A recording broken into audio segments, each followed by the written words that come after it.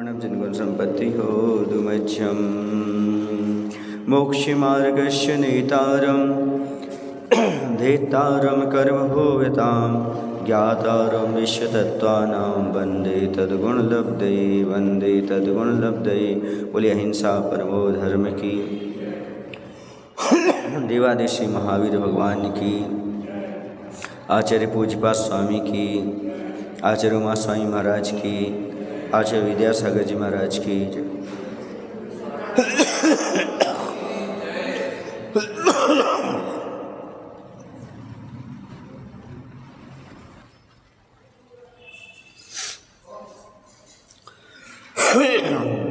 सूत्र नंबर है 11, 7वें अध्याय का 11वां नंबर सूत्र, पृष्ठ नंबर 683, नहीं पृष्ठ नंबर होगा 270। मैत्री प्रमोद कारुण्य माध्यस्थ्यानि चे सत्वगुणादिक क्लिश्य माना विनेयेषु।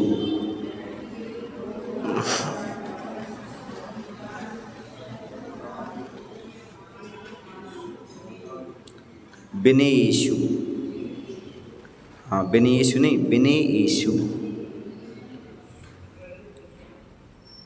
तो इसके बाद कह रहे हैं और भी अन्य भावनाएं हैं क्या?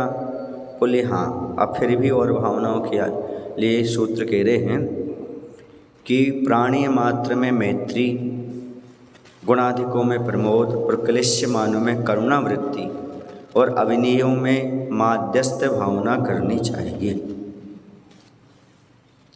दूसरों को दुख ना हो ऐसी अभिलाषा रखना सो मैत्री है। मुख की प्रसन्नता आदि के द्वारा भीतर भक्ति और अनुराग का व्यक्त होना प्रमोद है। दोनों पर दया भाव रखना कारुण्य है। दीनों पर होना चाहिए, दीनों पर दया भाव रखना कारुण्य भाव है। राग द्वेष पूर्वक पक्षपात न करना माध्यस्थ भाव है। बुरे कर्मों के फल से जो नाना योनियों में जन्मते और मरते हैं वे सत्व हैं। सत्व माने जीव। सत्व यह जीव का पर्यायवाची नाम है। जो सम्यक ज्ञान आदि गुणों में बड़े चढ़े हैं वे गुणाधिक कहलाते हैं। असाता वेदनी के उदय से जो दुखी हैं वे क्लेशमान कहलाते हैं। जिनमें जीवादि पदार्थों को सुनने और ग्रहण करने का गुण नहीं होता वे अविनेय कहलाते हैं। इन सत्व आदिकों में क्रम से मैत्री आदि की भावना करनी चाहिए। अर्थात सभी जीवों में मैत्री का भाव, गुणी जनों में प्रमोद का भाव, दुखी जनों में करुणा का भाव और अविनेय में माध्यस्थ भाव अर्थात विपरीत वृत्ति वाले अविनेय कहलाते। उनके प्रति माध्यस्थ भाव रखना, उसके अहिंसा आदि व्रत पूर्णता को प्राप्त होते। जिन्हें अहिंसा आदि व्रतों की पूर्णता प्राप्त करना हो तो संसार में 4 प्रकार के जीव पाए जाते हैं। एक वो पाए जाते हैं जो सभी सामान्य से हैं, तो आचार्यों ने कहा उनके प्रति मैत्री का भाव रखो। दूसरे वे हैं जो हमसे गुणों में बढ़े चढ़े हैं, अर्थात हमसे गुण अधिक हैं, गुण में अधिक हैं, उनके प्रति प्रमोद का भाव रखिएगा। दूसरे वो हैं जो असाता कर्म के कारण दुखी हैं, ऐसे क्लेशमान मतलब दुखी जीवों, दीन दुखी जीवों पर करुणा का भाव रखिएगा। और उसके बाद कहा विपरीत वृत्ति वाली अर्थात अविनेय। अविनेय का अर्थ है जिनमें जीवादि पदार्थों को सुनने और ग्रहण करने की क्षमता ना हो, गुण ना हो, वह कहलाते अविनेय। तो उनके प्रति माध्यस्थ भाव रखने की बात कही गई है। तो समझना है मैत्री भाव किसे कहते हैं। तो मैत्री भाव का अर्थ पहले बता दिया। दूसरों के दुखों की अनुत्पत्ति की अभिलाषा मैत्री भाव है। अर्थात दूसरों में दुख उत्पन्न ना हो, परेशान दुख अनुपत्ति अभिलाषो मैत्री, अर्थात दूसरे के दुख की अनुत्पत्ति की अभिलाषा मैत्री है। मैत्री का अर्थ होता है कि हे भगवान, ये अनंत काल से मेरा आत्मा घड़ी अंत के समान इस चतुर्गति में संसार में भ्रमण कर रहा है। इस संसार में संपूर्ण प्राणियों ने मुझ पर अनेक बार महान उपकार किए हैं, ऐसा में उनमें विचार करना, अतः उनमें मित्रता होना यह मैत्री भाव है। सूक्ष्म और बादर भेद रूप तृष और स्थावर प्राणी सुख दुख आदि अवस्थाओं में जैसे तैसे स्थित हों तथा मेरी नाना भेद रूप योनियों में जो जीव हैं वह नाना भेद रूप योनियों में प्राप्त होने वाले जीवों में समानता है से बरादने वाली ना हो, ऐसी महत्ता को प्राप्त हुई समीचीन बुद्धि मैत्री कही जाती है। संसार में बहुत सारे जीव हैं, मेरी बुद्धि उनकी बराधना ना करे, उनको कष्ट ना पहुँचाए, यही बुद्धि मैत्री भाव वाली कहलाती है। या स्वयं के मन वचन काय क्रिया धर्मोन्नस के द्वारा दूसरों को दुख ना होने देने की अभिलाषा मित्र का धर्म अर्थात कर्तव्य मैत्री है।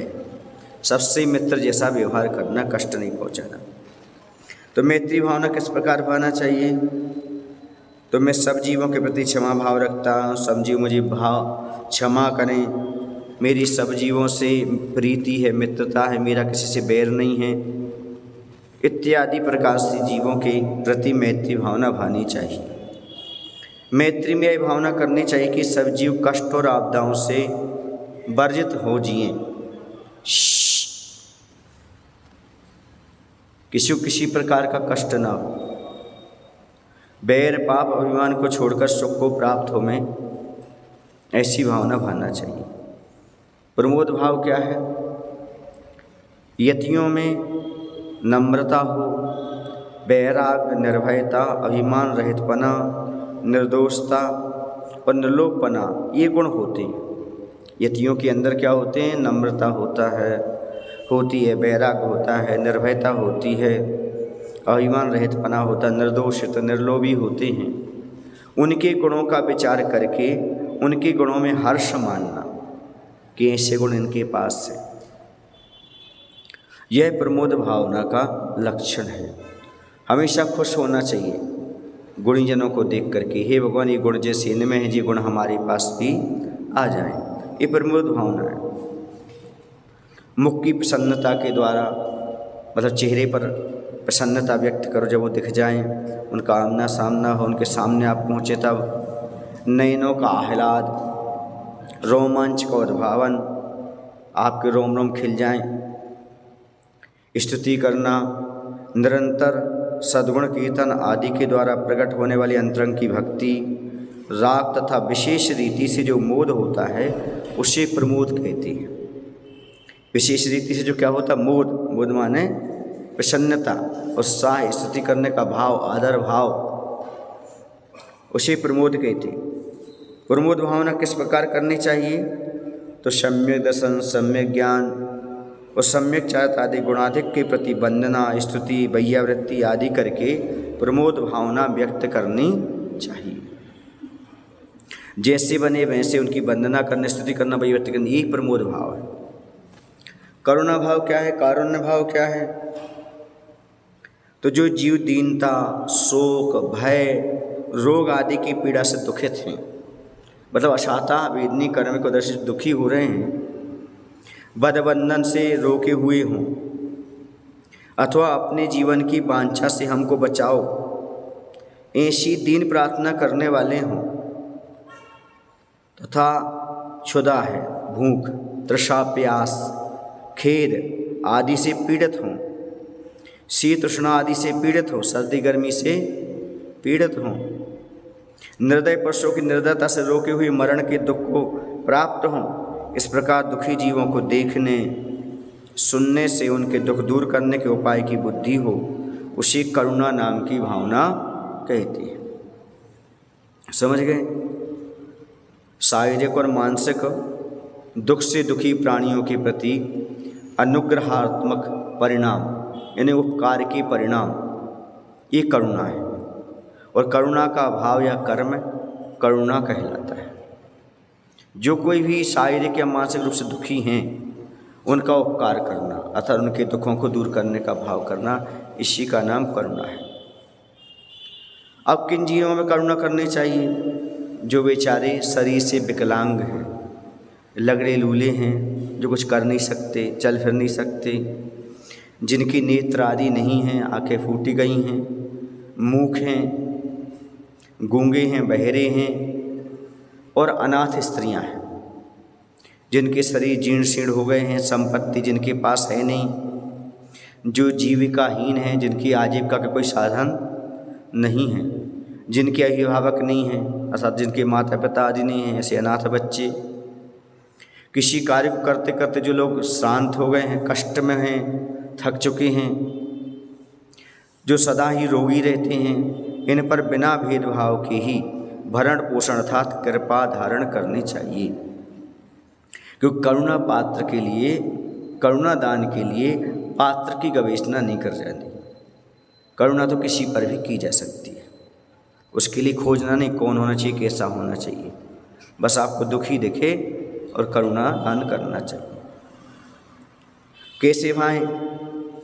मोहा विभूत कुमति कुशत और विभंगवदि ज्ञान से युक्त विषय तृष्णा रूपी अग्नि के द्वारा दह्यमान मानस वाले, हिताहित से विपरीत प्रवृत्ति करने वाले, विविध दुखों से पीड़ित हैं, दीन हैं, अनाथ हैं, कृपण हैं, ये क्यों होंगे? धर्म से विहीन होंगे तभी तो इस प्रकार की स्थिति उनकी होगी। या तो पूर्व जन्म में धर्म नहीं किया होगा या अभी धर्म नहीं कर रहे हों, तो आप धर्मात्माओं को ही दान दें, ऐसा नहीं है। करुणा दान तो आप किसी को भी दे सकते हैं, इसमें पात्र आत्र की जात पात की गवेषणा नहीं करना, करुणा दान करना है। कोई बाल है, वृद्ध है, आदि है, क्लेशमान है, मन दुखी है, ऐसे जीवों में करुणा रूप भावना भानी चाहिए। फिर आते माध्यस्थ भावना।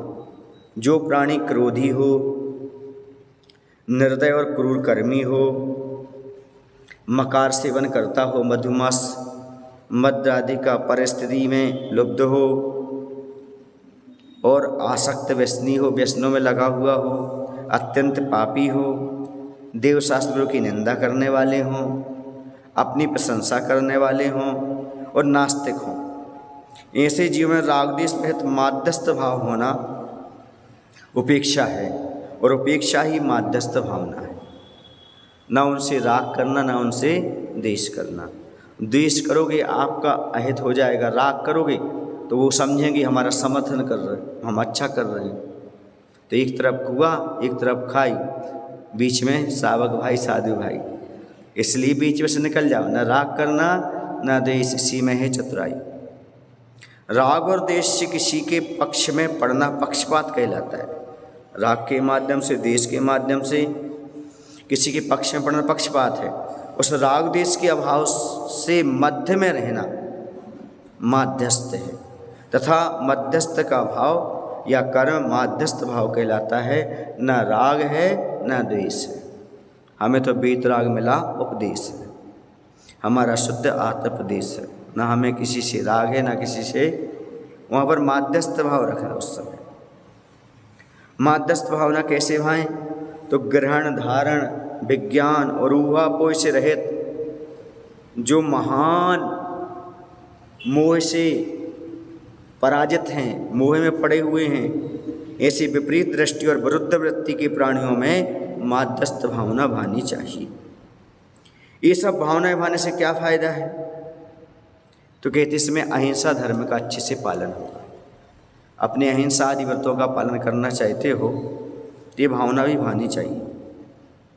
इन भावनाओं में रमता हुआ योगी अतीन्द्रिय सुख को प्राप्त होता है। अतीन्द्रिय सुख क्या है? मोक्ष सुख। अध्यात्म का निश्चय करता है, जगत के प्रवर्तन में तथा इंद्रियों के विषयों में मोह को प्राप्त नहीं होता। वो ऐसे योगी के मोह निद्रा नष्ट हो जाती है और योग निद्रा स्थिति में को धारण करती है। उन्हीं के तत्वों का निश्चय होता है, योग निद्रा स्थिति को धारण करती है। मानो कि मोह निद्रा दूर हो जाती है और योग निद्रा मतलब योग में लीन हो जाती है। उन्हीं के तत्वों का निश्चय होता है। इन भावनाओं को भाता हुआ मुनि उदासीनता को प्राप्त होकर के इसी लोक में मुक्त के समान प्रवृत्ति करता है, अर्थात संसार में रहते हुए मुक्त जैसा अनुभव करता है। जब राग द्वेष से रहित हो गया, ये 4 प्रकार की भावनाएं हो गई, तो फिर आनंद ही आनंद है। उनके राग आदि का बड़ा क्लेश ध्वस्त हो जाता है और मोक्ष मार्ग अच्छी तरह से प्रकाशित होता है।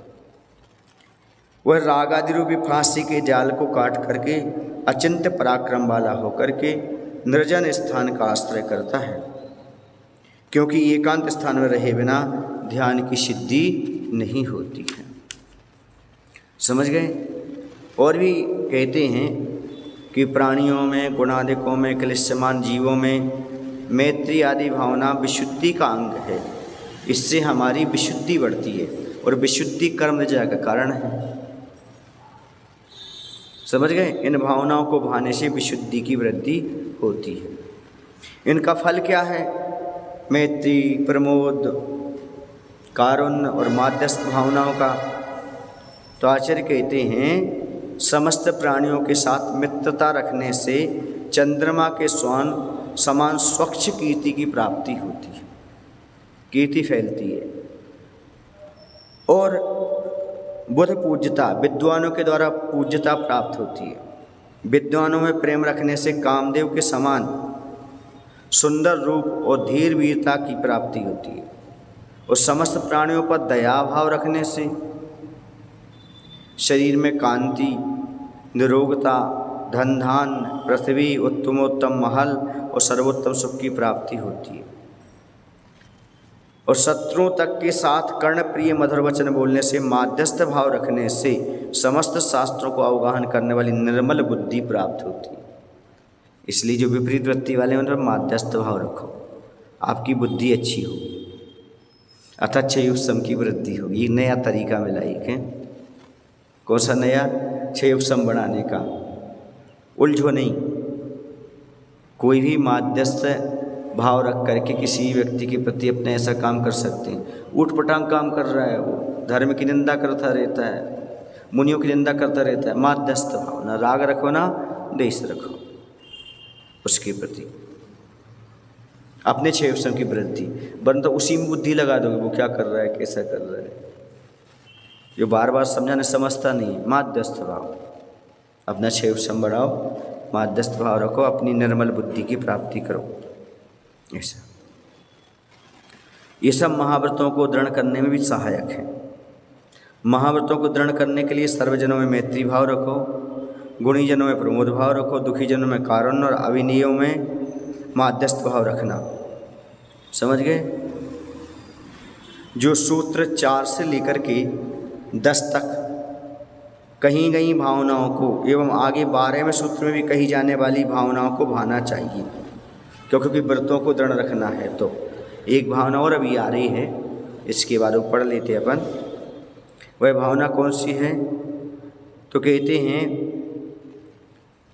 सूत्र नंबर 12, जगत काय स्वभाव वा संवेग वैराग्यार्थम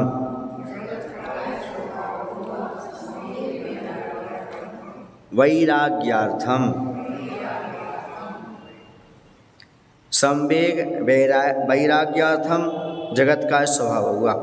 संवेग और वैराग के लिए जगत और काय माने शरीर के स्वभाव का विचार करना चाहिए।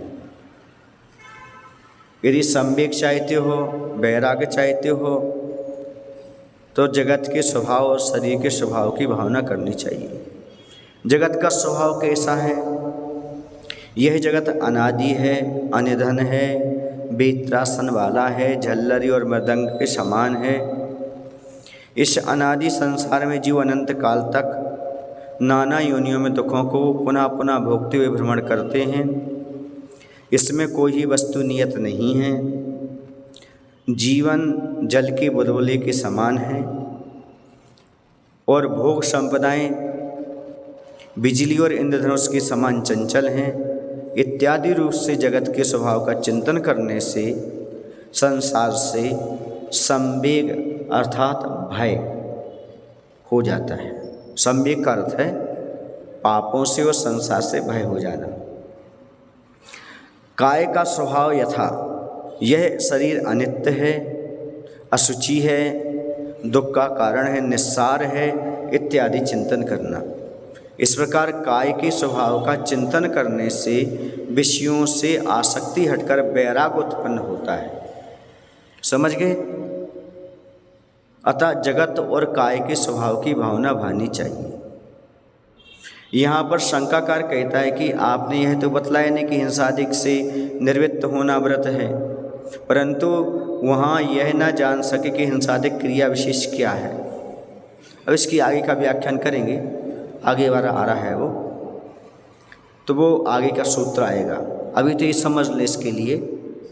तो जगत और काय दो चीज़ें दी। जगत माने संसार लोक और काय माने शरीर। इन दोनों को देखना तो इनके स्वभाव को देखना है, इन्हें नहीं देखना, इनके स्वभाव को देखना है। संसार का स्वभाव कैसा है ये चिंतन करोगे तो आपके अंदर संवेग भावना उत्पन्न, अतः संसार से भय उत्पन्न होगा, पापों से भय होगा, धर्म और धर्मात्माओं से प्रीति हो जाएगी। और जब आप इस शरीर के स्वभाव को देखोगे तो वैराग्य की उत्पत्ति होगी। एक क्रम लगा लेना, जगत के स्वभाव को देखने संवेग प्राप्त होगा और शरीर के स्वभाव को जान लेने से वैराग्य उत्पन्न होगा। इन दोनों से ही प्राप्त करना और कुछ भी प्राप्त नहीं करना। क्या प्राप्त करना? संवेग और वैराग्य। आचार्य कहते हैं ये दोनों खुली किताब है, पृष्ठ पलटने की जरूरत नहीं है। संसार दिखाई दे रहा है और शरीर भी दिखाई दे रहा है।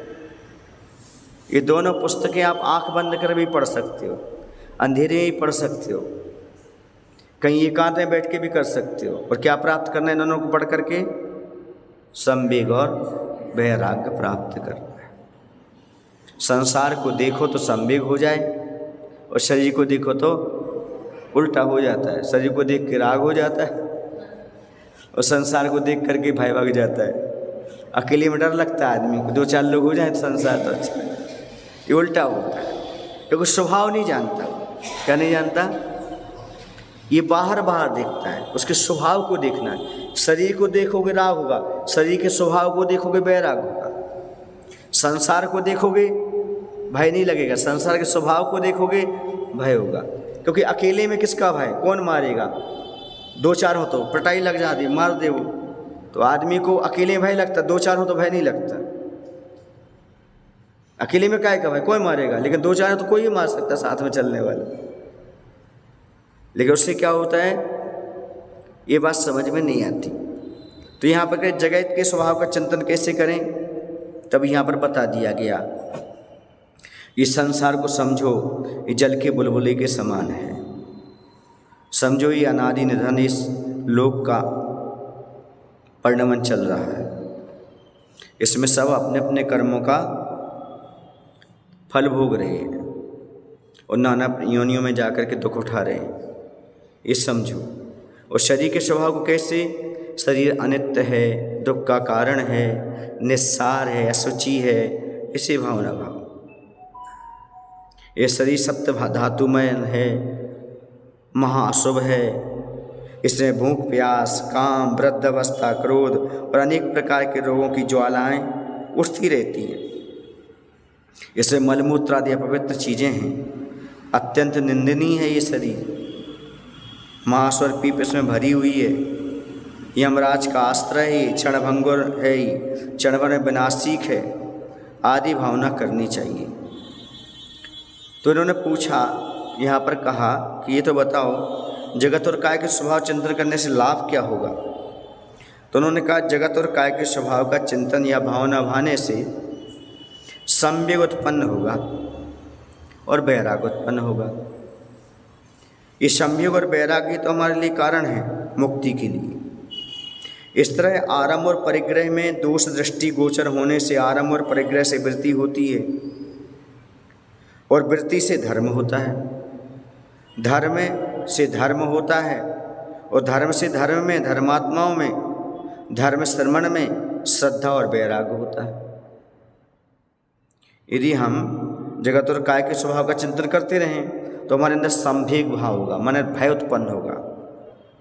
और इस तरह आरंभ और परिग्रह में दोष दृष्टि गोचर होगी। भैया ये आरंभ और जो परिग्रह जो है ना, ये हमें दुख देने वाले हैं, तो उससे हम विरक्त हो जाएंगे। अब जब हम आरंभ और परिग्रह से विरक्त होंगी तो हमारे पास धर्म होगा, और धर्म हो जाने से हमारे पास धर्म है, वो धर्मात्माओं में प्रेम हो जाएगा, धार्मिक जनों में बहुमान हो जाएगा, उनके प्रति मानसिक आह्लाद हो जाएगा, उत्तरोत्तर गुणों की प्रतिपत्ति में श्रद्धा और वैराग्य होता है, संसार शरीर भोगोपभोग वस्तु से निर्वेग होता है, तथा संसार भाने ये भावना है ना, ऐसी भावना भाने वाला मानव अच्छी तरह से व्रतों का पालन कर लेता है, क्योंकि उसका वैराग्य दृढ़ हो जाता है, संसार की कामना समाप्त हो जाती है। जगत और काय के स्वरूप का बार बार चिंतन करने तथा विषयों में अनासक्त रहने से वैराग्य में स्थिरता आ जाती है, व्रतों में स्थिरता आ जाती है। समझ गए? तो इस प्रकार से ये लोक का आकार है, लोक के आकार होता ना, जैसे एक गिलास रखा उसके ऊपर एक दूसरा गिलास रखा, ये जो आकार बन गया वो कहलाएगा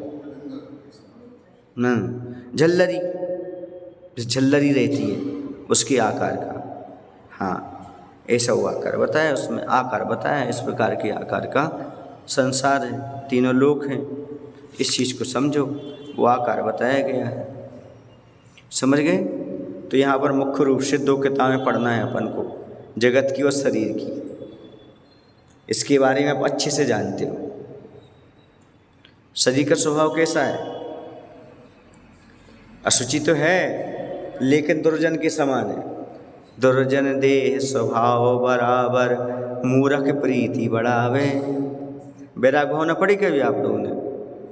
वैजनाभि चक्रवर्ती की उसमें कहा है इस शरीर का स्वभाव दुर्जन के समान है, जी किए गए उपकार को कभी नहीं मानता, उसे दुर्जन कहते हैं। इसे शरीर कितना उपकार करो पर ये उपकार को नहीं मानता, इसी से दुर्जन की उपमा दी गई है। तो इस शरीर को देख करके वैराग्य उत्पन्न करो। हम किसके साथ रह रहे हैं? दुर्जन के साथ। इस शरीर के कारण ही दुर्गति में जा रहे हैं, और जो हमारी दुर्गति कर दे उसी का नाम दुर्जन है। जो दुर्गति में ले जाए, संसार में भटकाए, उसका नाम क्या है? दुर्जन। जो हमें धर्म ना करने दे उसका नाम क्या है? दुर्जन। तो शरीर कैसा है? दुर्जन के स्वभाव वाला है, ऐसा चिंतन करो। और इस संसार कैसा? स्वार्थमय। संसार कैसा? स्वार्थमय, ये समझो तब जाकर के। और शरीर कैसा है? शरीर रोगमय। इस शरीर में क्या है? पूरे में करोड़ों की संख्या में रोग हो सकते हैं, ऐसा ही रोगमय है। और संसार कैसा है? स्वार्थमय है। आत्मा कैसी है? उपयोगमय। आत्मा कैसी? उपयोगमय। ऐसा चिंतन करो तो आपके लिए वैराग्य आएगा। आज इतना ही पर्याप्त है। 12 सूत्र हो गए, आगे हिंसा का लक्षण आगे चलेगा। बोले महावीर भगवान की जय। आचार्य विद्यासागर जी महाराज की जय। बोधि समाधि परिणाम शुद्धि स्वात्मो